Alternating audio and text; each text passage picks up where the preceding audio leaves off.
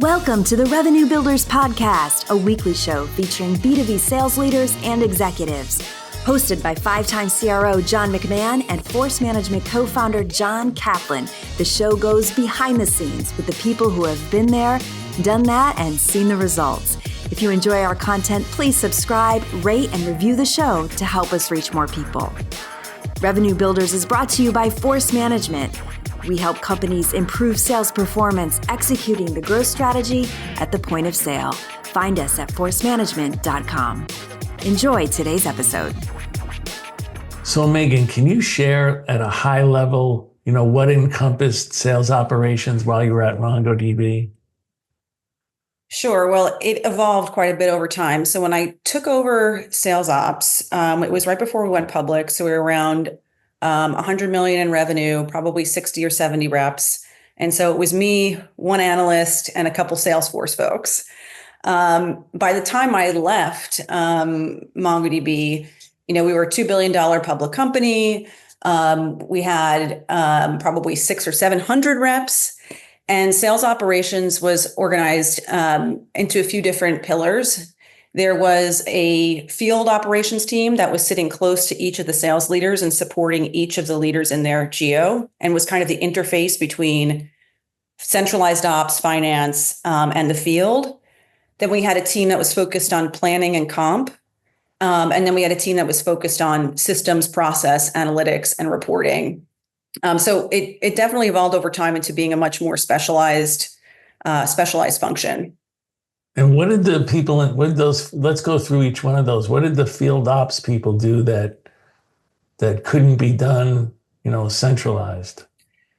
Well, what happened over time was a lot of the stuff that was being done centralized got pushed to those field op teams. So for example, you probably remember, John, we went through many planning cycles where we worked together on things like territories and comp plan design and how many reps are we going to put in each region. All that stuff eventually got pushed into the field ops team. So there would be like a leader for, say, North America, and they would sit with that. The sales ops leader was kind of like their COO, who would figure out what resources are we putting where in each of the different functions. So not just reps, but SAs, SDRs, partner reps. They would figure out what the territories were going to look like. They would be running the operational cadence on the ground. And then a lot of the reporting to support that was done centrally so that everybody was kind of singing from the same hymn sheet, if you will. So we had centralized dashboards to track productive capacity and pipeline and things like that. But, when you're in the field, there was someone there to sort of run it locally. Yeah, that makes a lot of sense because they have more local knowledge than you do at the corporate level, right? And then, so comp and planning, compensation, that's comp plans, right? And then what's planning? Well, you talked about planning. What is that? Is that for planning for next year? Yeah, it's funny because my husband's was always joking with me. You're always planning. You're always planning. And that was a big shift, I would say, as we got bigger. It wasn't like, okay, we're just going to have a few meetings about the comp plans in Q4 and then we'll be ready to go. Planning became basically a full year process. So in Q1, you're issuing all the new plans, you're enabling on the decisions that you made. In Q2, you're starting to think about, okay, what are the changes we might want to make for next year? What are the big needle movers? And then also, what kind of growth do we want to have for the following year?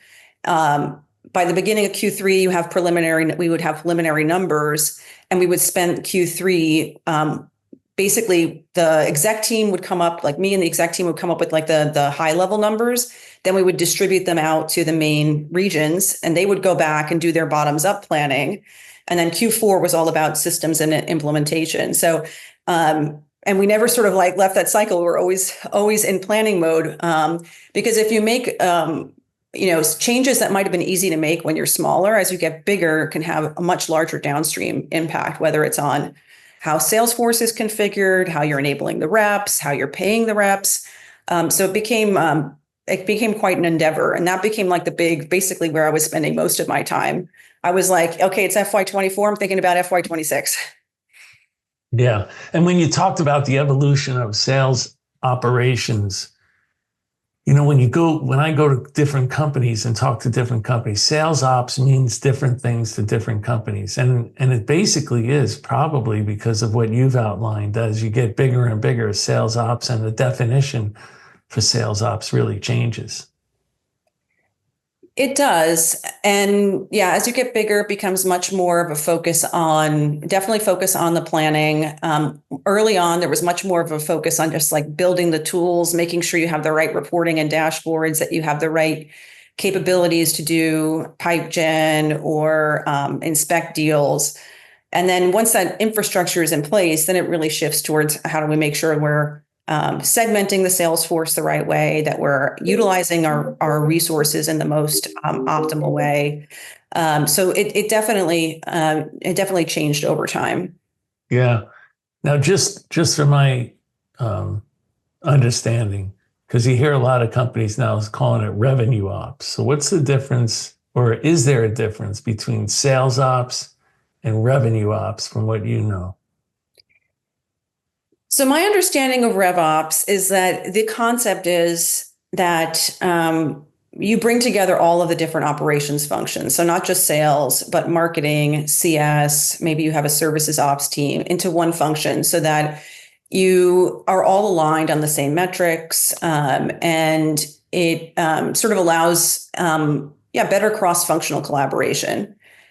I have a bit of a contrarian view on that. I think that it's probably great early on when you're resource constrained, like, to build if you're an early stage startup, like why build a marketing ops team and a sales ops team? Probably easier to build one cohesive team. But over time, you want your operations team to be close to the business. And I mean, who likes working with a big centralized function? Which is why it was so important to have that field operations function within sales ops, because I didn't want to. You see it happening all the time. It's like you're not getting what you want from the centralized function. So then the team starts going rogue. They build their own tools. Yes. And then you're just undermining the whole point of having a centralized function. So I think there needs to be a bit of a balance between having some things that are centralized and some things that are very close to the field. Yeah. Now, you talked a little bit about structuring, territory planning, account assignments, and you talked about how, probably in the beginning it was done more centrally, and then later it was done more through the field ops. Can you talk a little bit at least about the process of doing more territory planning as your ICP changes every year? Product changes, you acquire a company, ICP changes, so territory, maybe account assignments need to change.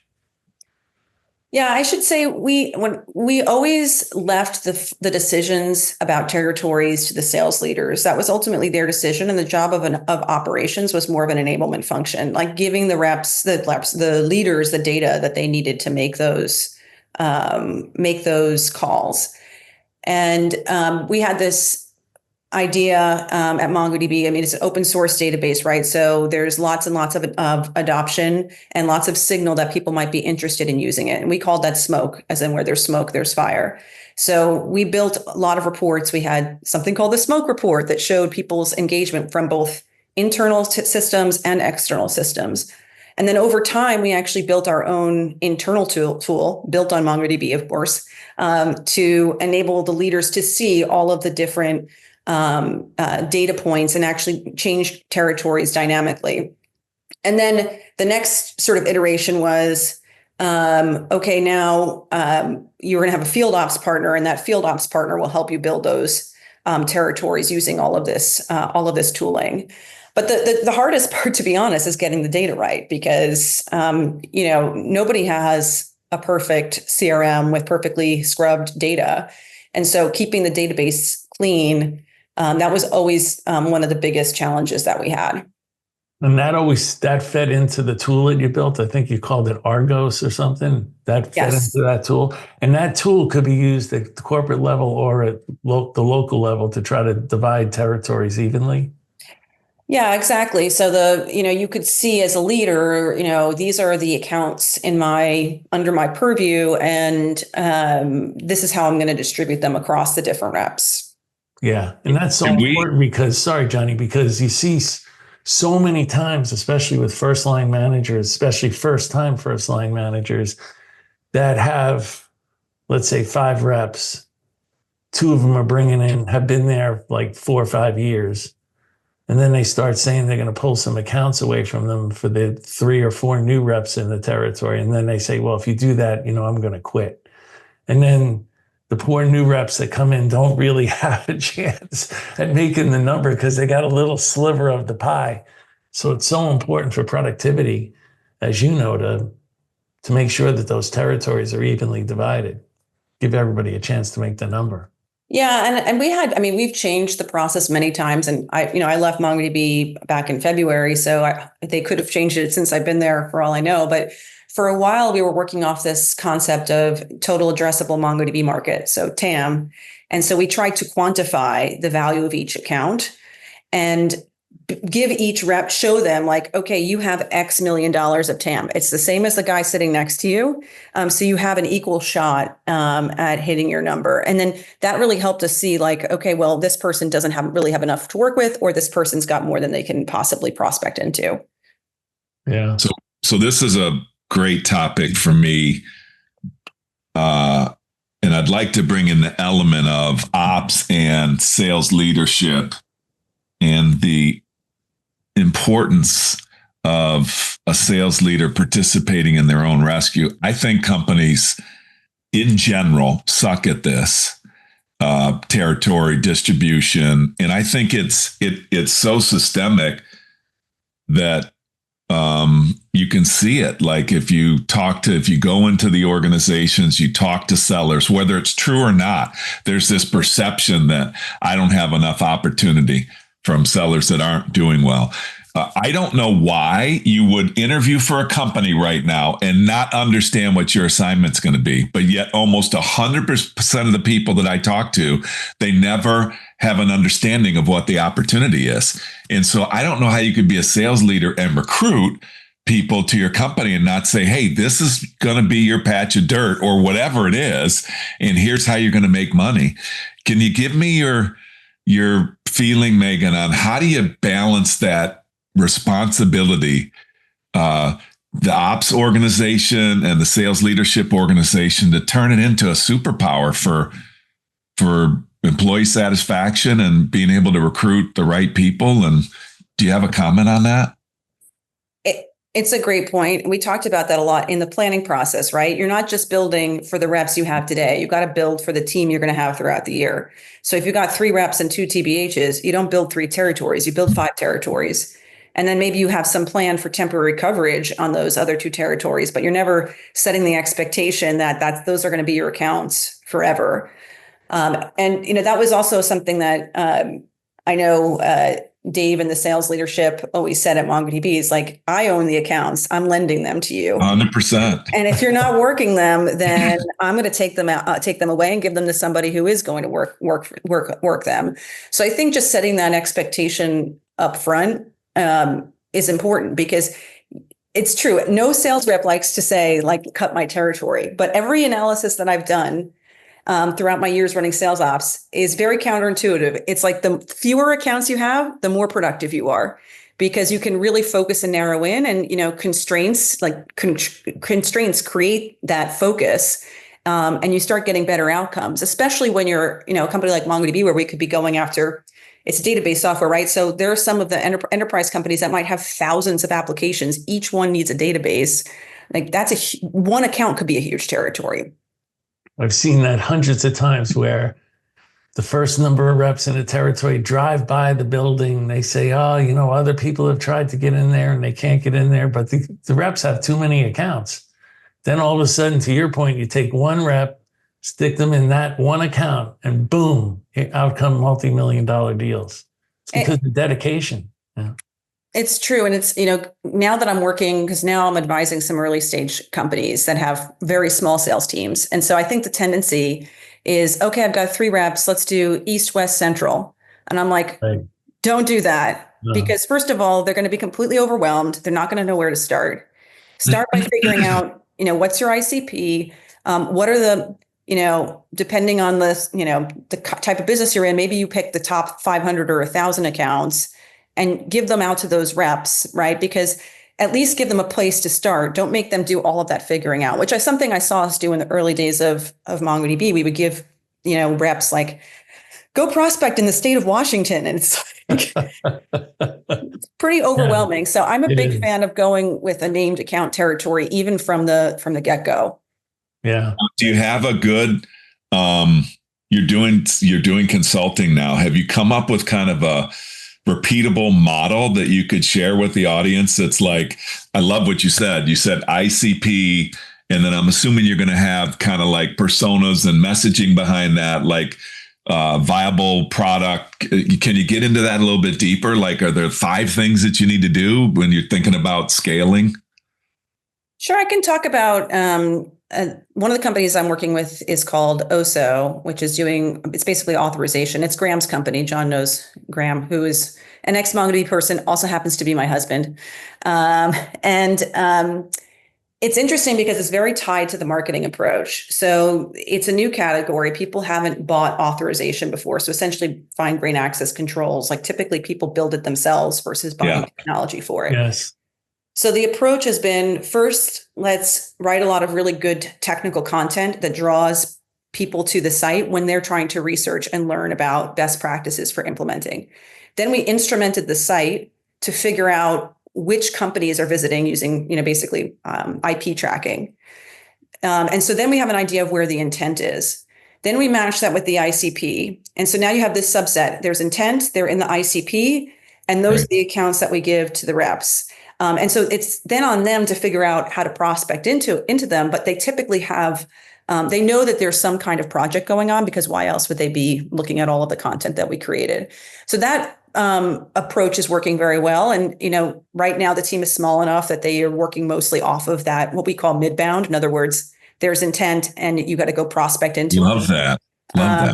But over time, we're going to start introducing outbound. You're going to have to introduce outbound because as you hire more reps and build that muscle. Yeah. Let's switch gears a little bit. Metrics. Lots of sales ops people love to have metrics, some of which mean something, some of which are just there. Can you talk a little bit about like what you think are some of the most important KPIs or metrics that measure sales or allow you to gain some insights into what's going on? Well, you have leading and lagging indicators, right? So on lagging indicators, right, probably the core metric is going to be your sales productivity, average productivity per rep. And I think I've cut sales productivity every single way possible, by region, by tenure cohort, by segment, you name it. As I was saying, by territory size, we did analyses by if you have a bigger or smaller territory, how do you perform? So that's like a core metric to understand how the reps are performing. The important thing about doing it per rep basis is a lot of times I talk to companies and they're like, well, our pipeline's growing year over year. I'm like, okay, but how much have you grown the sales force? If the sales force is growing faster, then you can't declare victory. So you really have to look at it on a per person basis. And then there's the leading indicators, which you could look at so many different things: meetings, telephone calls, pipeline in stage 1 and stage 2. And so I think one of the things we did really well, and this is a lot of what Cedric, who ran sales, really focused on, is like, let's just look at a few key leading indicators, because you can kind of go in a lot of different directions looking at pipeline. And so we looked at the number of meetings, and we looked on average per week per rep, just to make sure that there was enough activity. We looked at new business meetings, which was a specific stage in our sales process. And we looked at qualified pipeline, which was moving from discovery into scope. And really, we're laser focused on those things. And then if you wanted to understand, like, why isn't there enough qualified pipeline, we had other data you could look at to try to diagnose that. But those were like the core things that we were inspecting. Yeah, I kind of look at those as accomplishment metrics. Like a new business meeting might be an accomplishment metric. And then there's how many meetings did they have to get, or how many calls did they have, all the activity metrics that they had to do in order to get the accomplishment metric.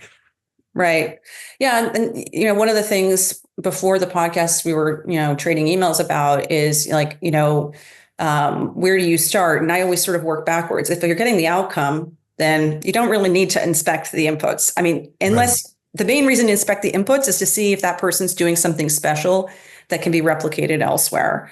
If they're not getting the outputs, okay, do they have enough qualified pipeline? If they have enough qualified pipeline, why aren't they converting it? If they don't have enough qualified pipeline, are they getting stuck in discovery, or are they just not doing enough activity? So you always kind of have to work backwards. Right. That could even be economic buyer meetings or POVs. If they're getting the number of POVs that you need each quarter, then you know that they're doing all the things before that in the right way, especially if they're winning.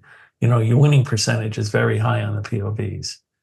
Well, I always heard from you should never enter a POV unless you're going to win it. That's right. Meghan, how do you create the operating rhythm?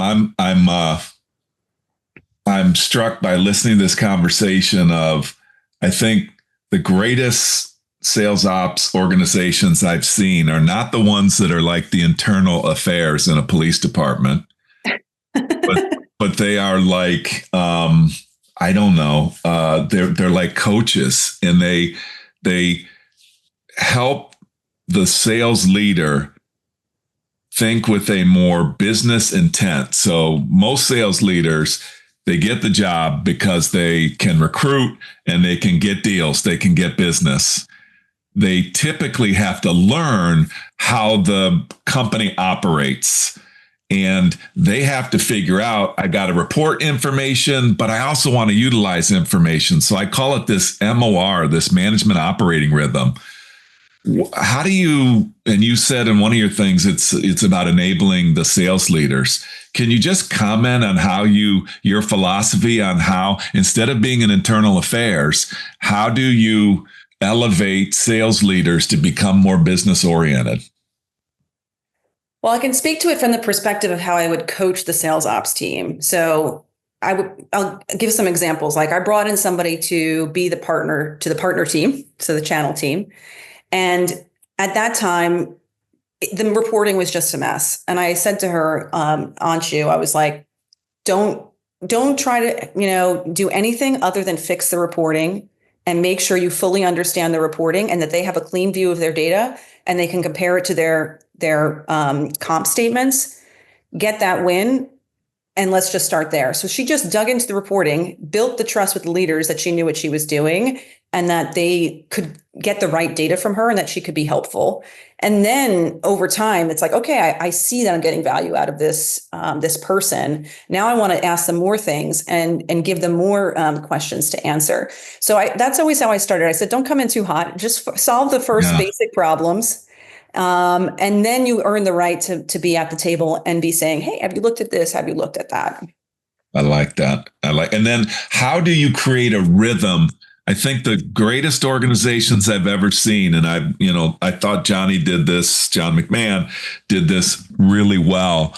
There was a cadence in the organization when PTC was small. And then when PTC got huge, there was a cadence that evolved. And I think what sales organizations love, it's like, I remember being an athlete, on Saturdays for game day, they wrote up like, I'm supposed to have my ankles taped by XYZ time.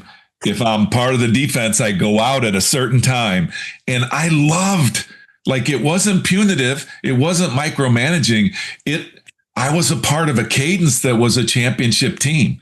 And so the cadence became favored. It became enabling. It became, you sought after it. And I'm talking about how you forecast, how you roll out QBRs, how you, like, both of you, I'd like to know this management operating rhythm and creating a cadence. You can feel it inside of an organization. And you can also feel when it's not there. Give me your thoughts on how you help people do that. Well, now I want to hear what John McMahon has to say. No, you don't. You already know. Yeah. I mean, how do you create a cadence? It's funny because you talked about the difference between earlier stage and as you grow. As we got bigger, you have multiple cadences. You have a frontline manager cadence, which is typically all about recruiting and pipeline. Yeah. And then you have, a second and third line manager cadence, which is much more about forecasting, holding people accountable.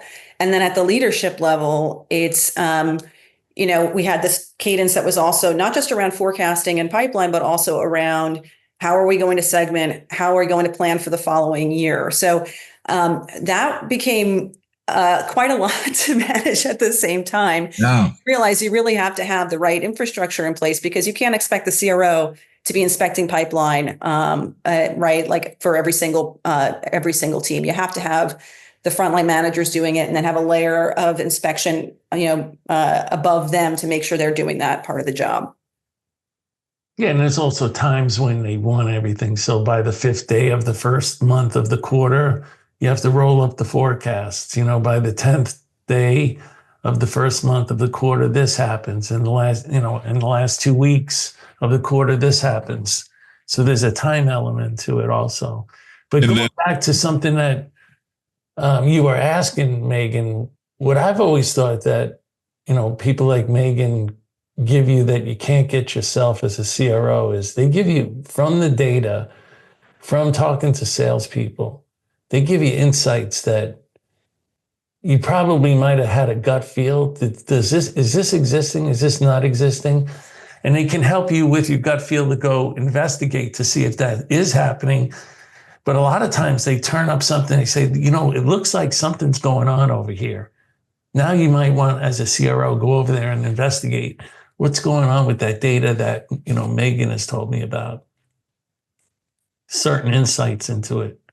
Now, does that mean then, Meghan, do you have a cadence for your ops people? Let's talk about it at smaller scale, and let's talk about it at larger scale. This is all about communication, and it's about providing insights, and it's about not so much the reporting mechanism is the reporting mechanism, but where do you find the time in the cadence?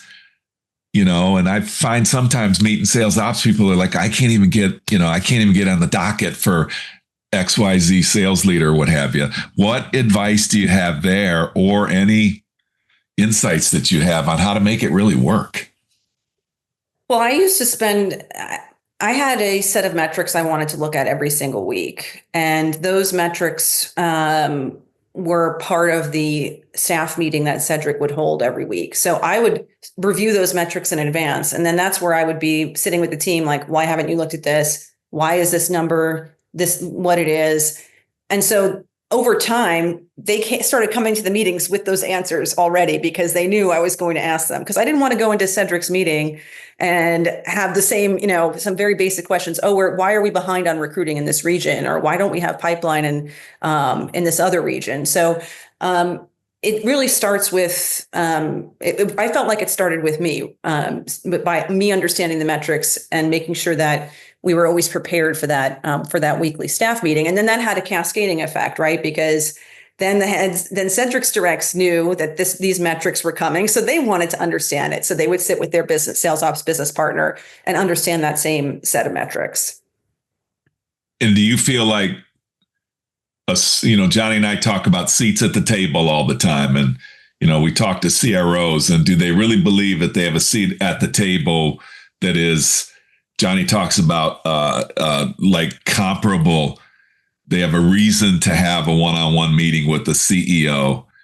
Johnny, tie that conversation in where you talk about sitting at the seat of the table, and how do you, Meghan, prepare yourself and others to say, how do you earn that seat at the table that says, look, like, you're on the same level as them? Like, how do you, like, the best ones I've ever seen are the partnership between the sales ops and the CRO are incredible. Like, you talk to the CRO, they're finishing each other's sentences. They're looking over in a meeting. They're looking at the ops person. The ops person's looking at the CRO. They're like in sync. How do you encourage people in these roles to do that? Well, I can speak for myself. Like, yeah. It doesn't happen overnight, right? And it was the same coaching I explained that I was giving the woman who was running the partner team. It's like, you have to start with, sometimes you got to start doing a lot of the grunt work and just making sure the data is organized in the right way. And then over time, you build that credibility. And like, I've never been a seller. I actually came from marketing, and I ran the SDR team, but I've never had a closing role. So I always had this imposter syndrome when I was working with the sales team. And honestly, it just took time to get past that. And realize like I do have something to add, a different perspective. Can we talk a little bit about that role before we move on here? Because I've been dying to talk about it. You talk about imposter syndrome. So then some companies say, all right, best sales ops leaders, I think, are former people that had the role, that were a VP of sales, and then they come in. Some people say, no, they're too slanted on one end. What is the ideal, in your opinion? And then Johnny, you too, weigh in on this because you have tons of experience on this. What's the ideal success profile for a leader in ops? It is a great question. I mean, I've seen people with all different backgrounds, like Brian Kelly, who ran ops at Snowflakes. He was an ex-salesperson, and he brings that perspective to the table.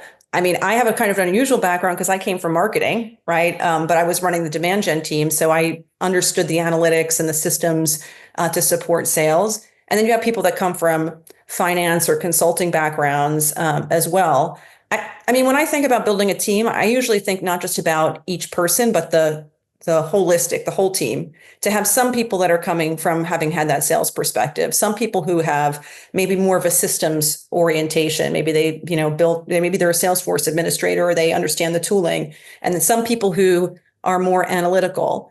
And that combination is really what gives you sort of the breadth. Johnny, how about you? That's well said. That's what I was going to say the same thing. You see them coming from different backgrounds, and they have to learn a lot to get into the other areas that they're not familiar with. So they're constantly learning, and they have really good analytical skills, though. I think no matter what, they have to be okay with being, whether they are analytical or are not, they have to find a way to be more analytical and try to gain insights into what's going on in the. Like curious about the data. Very curious yeah. would be another one. Yeah, curious about the data. And then one that's a big one for me that I've seen, no matter what, they have to be great communicators. And sometimes when you come up through like a finance background, or you come up through this analytical background, communication is not always somebody's natural resting state. It's like communicating about the insight, understanding the political situation that's going on in this region, and how to not make it look like an inquisition. Do you have any thoughts on that, on how you worked with your teams, Meghan, on just the communication piece or the success profile of people in the role as it relates to those big ones, curiosity, analytical, communication? I'm laughing because I learned a lot from John McMahon on this topic. He would be like, Meghan, I'm a simple guy. Explain it to me in simple terms. Yeah. And I definitely, early in my sales ops career, I was so deep in the data and in the systems that I couldn't, explain it in a simple way. And so that was something I really worked on, because I know a sales leader isn't going to understand like the nuances of the opportunity object in Salesforce and how it connects to the contacts and blah, blah, blah, blah, blah. So being able to distill that in a really simple way. The other thing I always coach the team on is, I think there's a tendency, especially for sales leaders, to go right to the solution. Oh, we're not selling enough of this product. Let's spiff. It's That's like, me. And I'm like, maybe that's the right solution, but like, let's back up. First, let's diagnose the problem. Okay, we're not selling enough of that product. Why aren't we selling enough of that product? Is it an enablement issue? Is it a product market fit issue? Is it an incentive issue? Is it some other thing that we're not thinking of? And so I think always stepping back and asking for the root cause is an important like mindset to get into as an ops person. That's not only important for what Meghan said, but I think as sales ops people, they always have sales reps or leaders that are whispering in their ear about what they think is going on. And before a good sales ops person brings it to the CRO, they have to go back and do what Meghan said. Go check the data. See, is that real? What's going on here? Is somebody just trying to play me? Or is there really an issue here? Great discussion. Verify. What's that? Well, that's a great Trust but one. verify. Yeah, exactly. No, that's a great one. What do you mean by that? At one point, they are the eyes and ears of the CRO. On the other side, though, they have to be careful that they're not being played, right? And just start, raising red flags and going to the CRO saying, hey, this is a big problem. And they haven't really done the homework on it. And I love that. I love that phrase that you just said, Megan. How do you use that? Like, what's your intent behind that phrase with sales leaders, with ops people? Go deeper on that. What do you mean by trust and verify? Trust but verify. Well, I first start with the assumption that people have good intentions. Yeah. Which, in some dysfunctional organizations, like the sales leader comes and says, I need X, Y, and Z. And maybe the finance person, the marketing person, the enablement person's like, no, you don't. That's not a real problem. So I always started with the assumption, even if it was something ridiculous, to actually listen and assume that there was a real problem there that needed to be solved. And then I would just ask a lot of questions to try to understand, is this really what you're proposing really going to fix the problem? Do you really understand the problem? Let's go get some data to verify that this is actually, this isn't anecdotal, right? Because it's very easy to get caught in the anecdotes, right?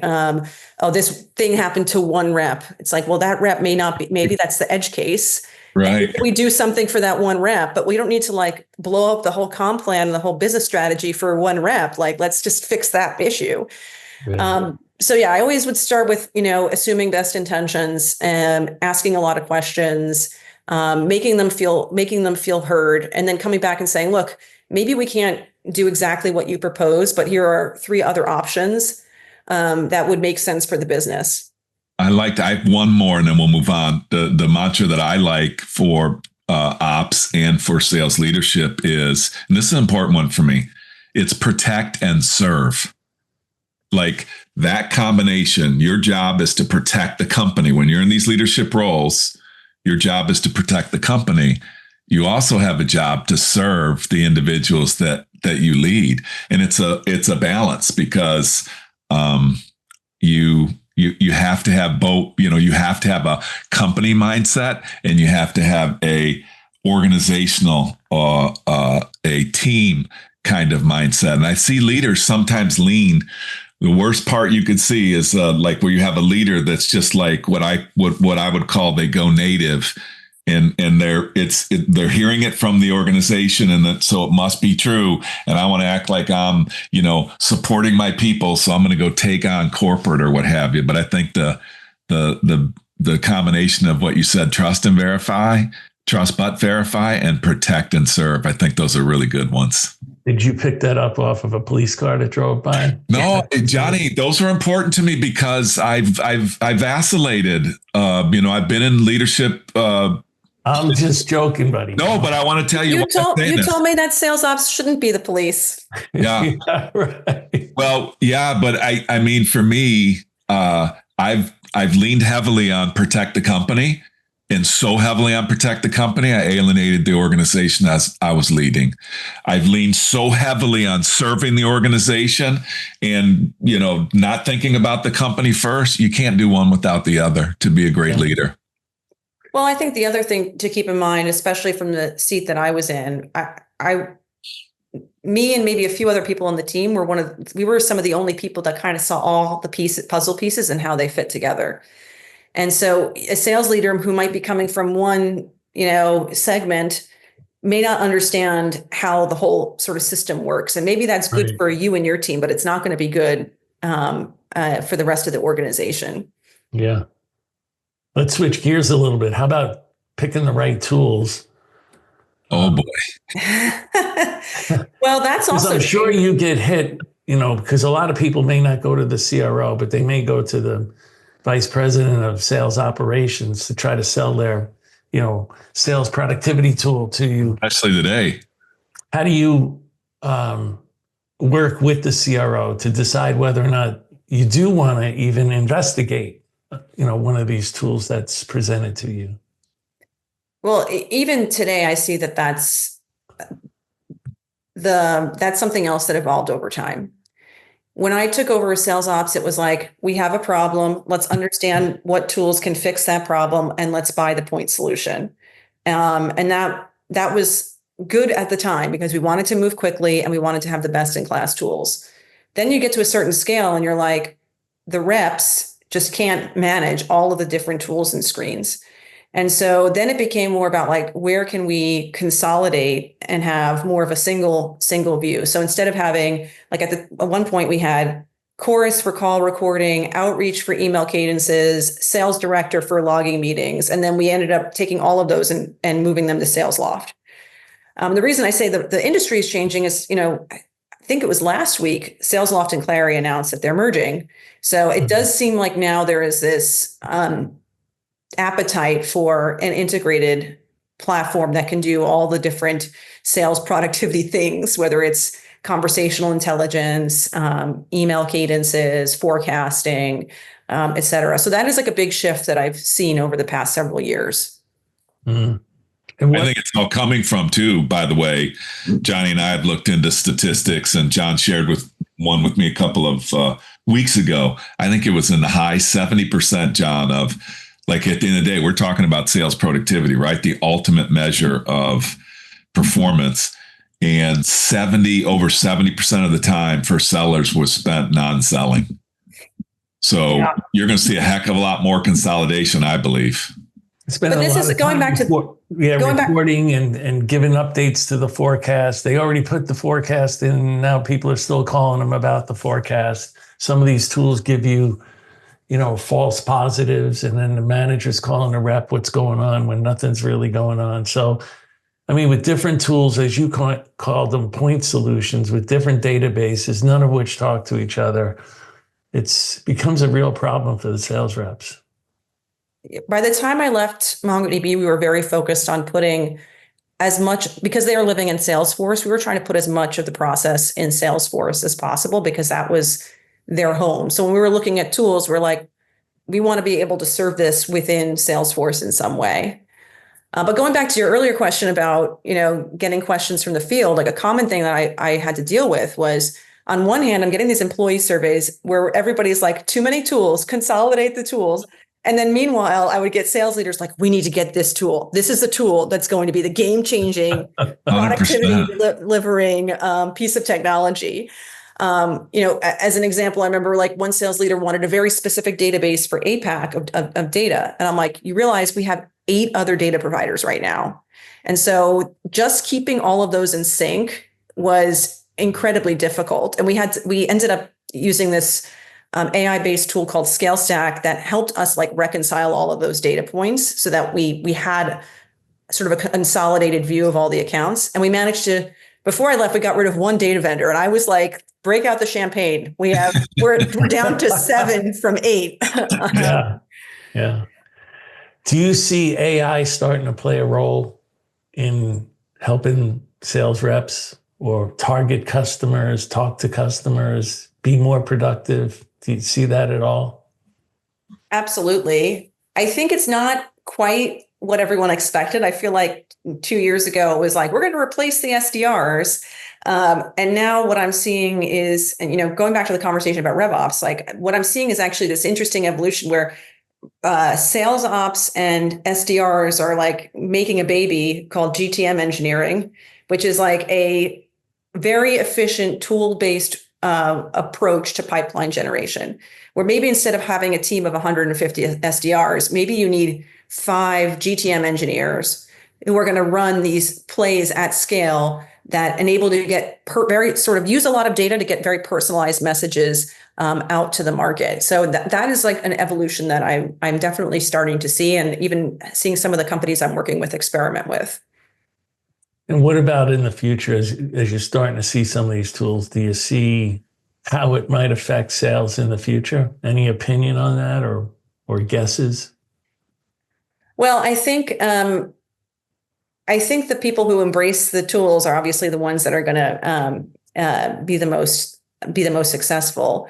Even just ChatGPT and the other technologies that are available, like you can do such in-depth research on your accounts. Like there's no excuse now for sending out a generic email like to your prospect. You got to do better than that, because you can get that kind of information at your fingertips. Like another tool I'm keeping an eye on is called Rocks.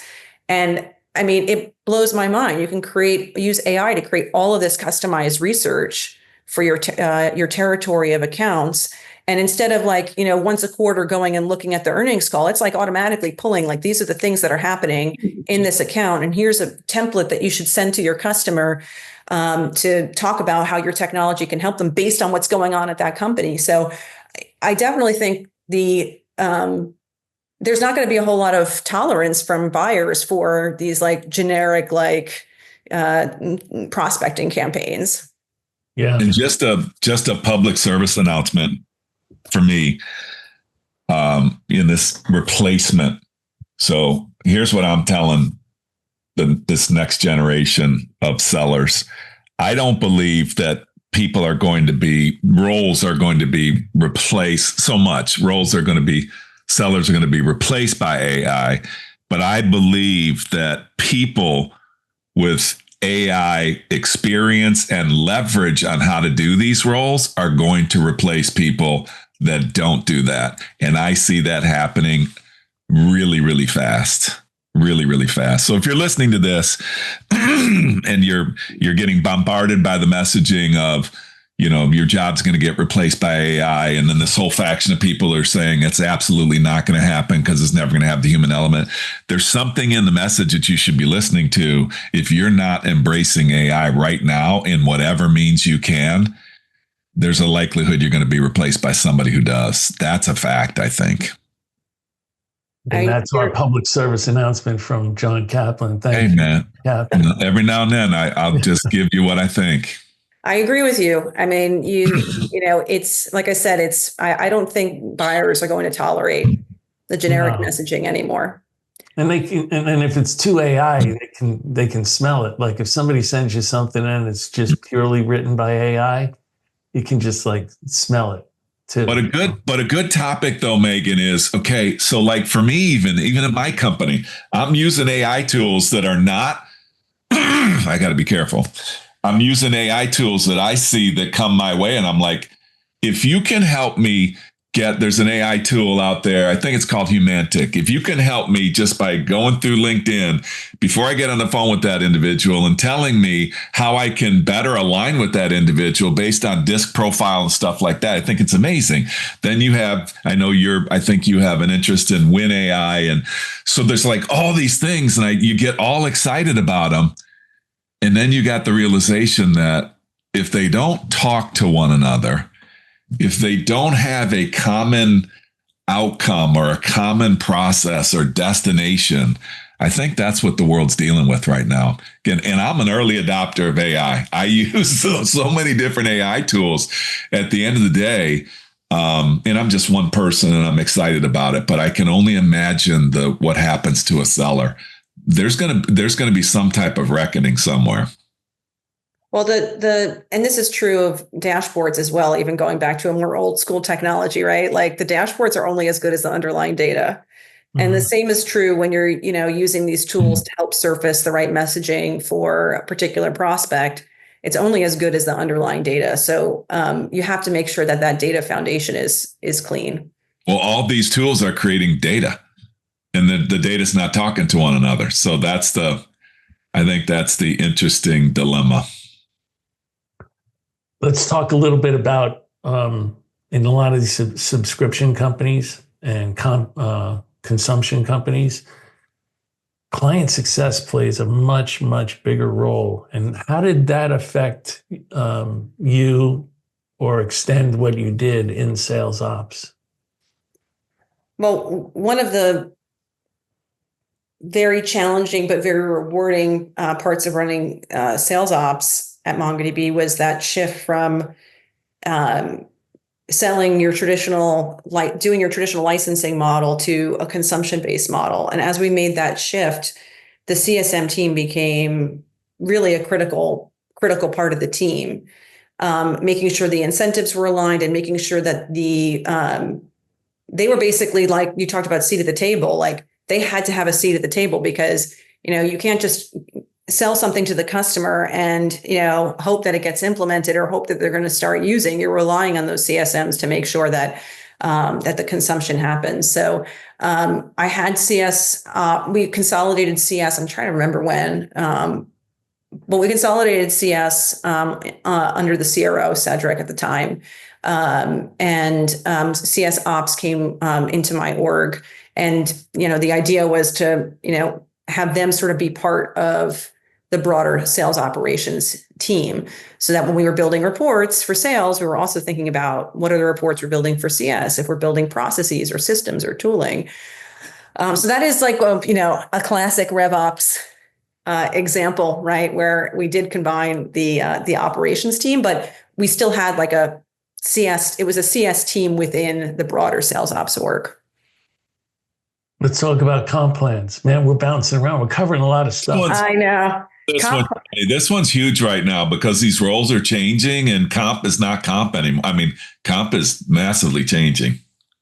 Yeah, what are some of your learnings about comp plans? Because I remember being involved with you some, and it can get pretty complex. Because at the time, I think Mongo had an on-prem product, which was licensed, and revenue is taken differently than the subscription products. And now you have consumption.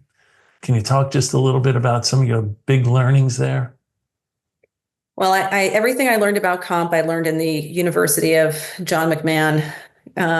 We spent a lot of times on comp plans together.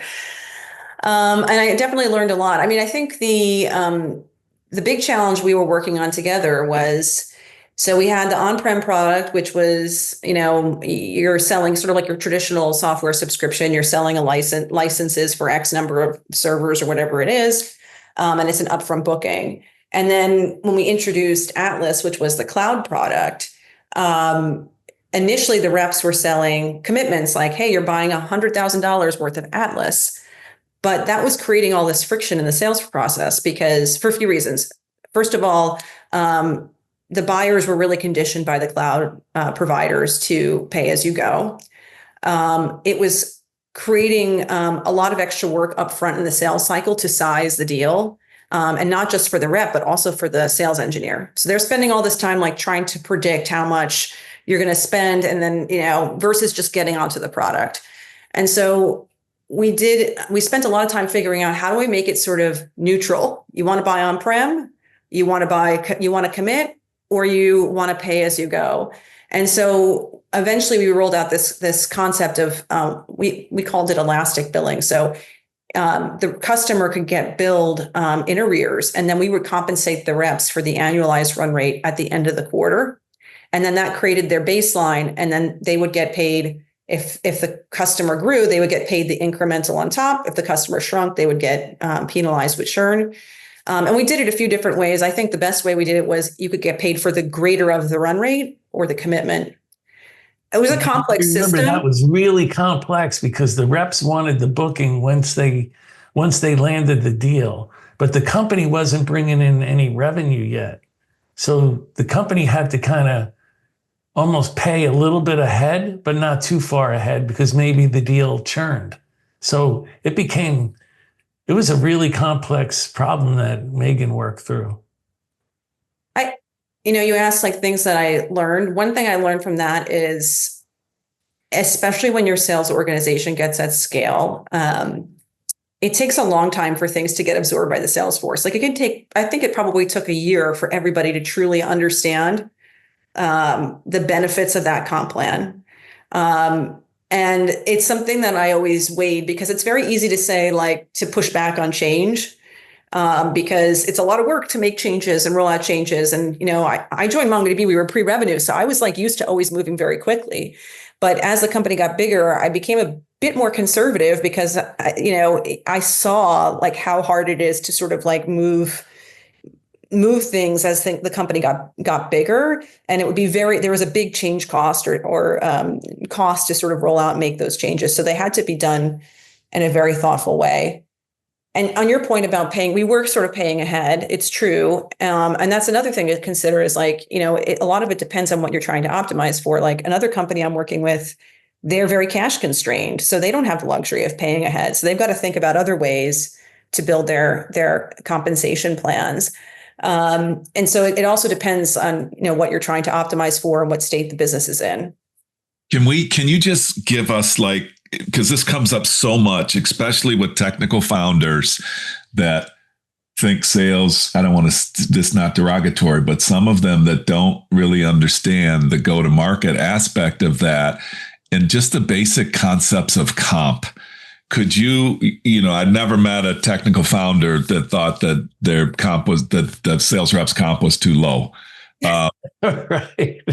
Can you just give me the basic tenets of how you would advise a company on how to pay their reps, like just basic comp tenets? Well, first of all, keep it simple. That's, like I said, something I learned in the John McMahon University of Compensation Plans. You can't manage everything in the comp plan. You want to have one, maybe two elements in the comp plan, like maybe bookings and services or bookings and new logos or something like that, because any more than that, they're not going to know where to focus. So that's tenet number one. The next one I would say is I'm a big fan of having big upside, having carrot in the comp plan, but making it hard to get to that carrot. You always want to have somebody dreaming for a extremely high rate or some unbelievable accelerator, but you only want to pay that if the person does unbelievable work. Yeah. So to me, it's what is exceptional look like, and how much are we willing to pay for exceptional performance? And a lot of times, a founder might look at that comp plan and be like, "Oh my gosh, are we really offering a 25 or 30% rate?" And I'm like, well, do you want the person to close $5 million? Would you be happy with that if they close that much and you were paying them that rate? And they're like, yeah, I probably would be. Right. So those are, I would say, probably the two most important things. What about localization? This is a hard one, I think, sometimes. People around the world or people even in different parts of the country. How did you handle localization from comp standpoint? Yeah, well, foreign exchange was the bane of my existence for a long time because, again, this is the kind of stuff, the detailed stuff the CRO doesn't necessarily have the patience for. It's yeah. Well, if the quotas are $1 million in US and we increase them 5% year over year, do I increase the quota in pounds, or do I convert it from the USD? And your head starts spinning how to do all of this. But anyway, we tried to keep it simple. Again, the philosophy at MongoDB, and again, different for different companies, was this is a huge market. And if you give the person the right territory, they should be able to produce. And so we had uniform quotas for a very long time. When we moved, which meant that no matter where you were in the world, you had the same quota. And we tried to enable that through giving people the best possible territory and thinking about how can they hit their number with this territory. Then over time, when we moved to consumption, it was a little bit different because in a consumption world, you have a portfolio of accounts that are to some extent growing organically, right? So we wanted to take that into consideration. So we came up with t-shirt size quotas, small, medium, and large, right? So if you have a territory in this range of ARR, we're going to give you a small range of ARR. We're going to give you a smaller quota because you have less organic contributing versus if you have a large patch where you have more organic contributing and you have more groundswell in the accounts. But still, we tried to keep it very simple. So I think when you have quotas, for example, that are custom, if you can't explain the quota to the rep very easily. Yeah. But if you have a very simple, it's funny. It's also the same thing for lead scoring. I remember being in marketing and there were all these tools that were supposed to give you the best AI based lead scores. I'm like, yeah, but if I can't explain to the rep why this lead is being sent to them, then it doesn't matter that it's it has all the best underlying data. They need to understand the why. So that was very important in making those kinds of comp decisions. Are you consulting right now?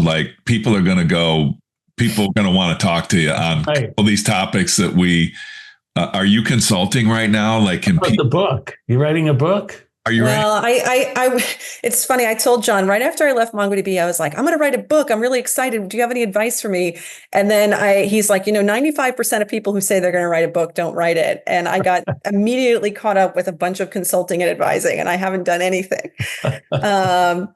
I would love to write a book. And I am consulting and advising and trying to figure out what I want to be when I grow up. So if people want to get a hold of you, how do they get a hold of you? Sorry, Johnny.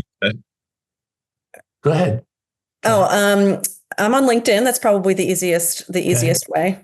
And you're open, like people are going to call you like on comp and stuff like that. Are you open to that? I'm open. I'm always open to a first conversation. Let's say that. I'm fortunate because the MongoDB alumni network is pretty vast, and there's a lot of really amazing people who worked at MongoDB. So if I don't have the capacity or I don't have the expertise, I probably know someone who does. One more. Sure. A quick one. Top 2 things or 3 things or top 1 thing that you learned when Mongo scaled so fast from your $100 million up to what, 3-4 billion now? What's 1 or 2 lessons that stick in your head? Well, some of them are things we talked about before, so maybe it's a good way to wrap things up. I would say one is, as you grow, sales ops becomes all about long-term planning.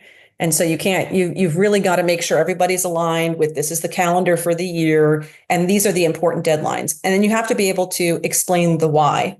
It can't just be like, we need to have this decided by October 31st. It's like, well, we need to have this decided by October 31st because otherwise we're not going to be able to do the work in the system, so we can issue comp plans at the beginning of February.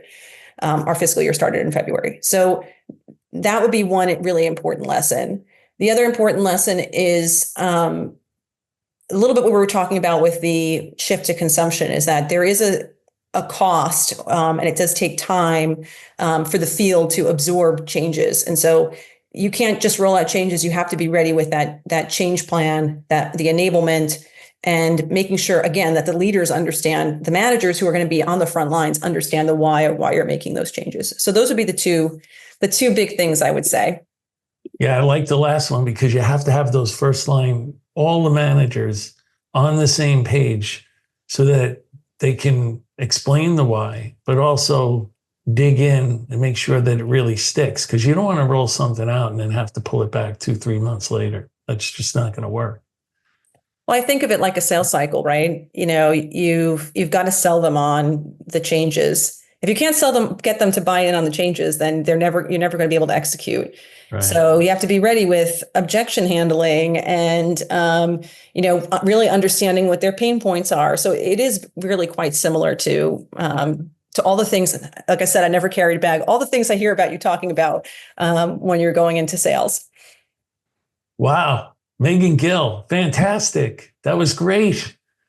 That was a lot of fun. Thank you. Johnny, Meghan, I am so glad we had you on. We have so many people with a MongoDB history and in such a great company, such a great journey. And just listening to this podcast is the devil is in the details of the scale and the growth. Congratulations on what you guys accomplished there. And thank you for joining us. Thank you. Thank you. It was a lot of fun. Thank you, Meghan Gill. Thank you, Johnny Kaplan. Thanks to everyone for listening to another episode of the Revenue Builders Podcast. Thanks for listening to today's episode. Be sure to check us out at forcemanagement.com.